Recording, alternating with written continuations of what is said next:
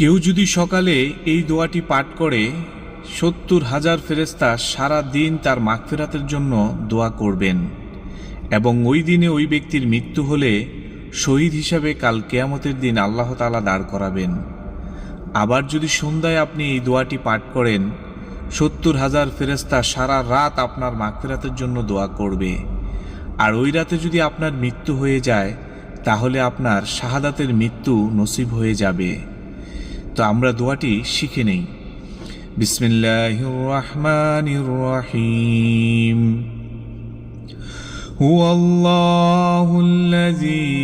লা ইলাহা ইল্লাহু আলিমুল গায়বি ওয়াশ শাহাদাতি হুয়ার রহমানুর রহিম।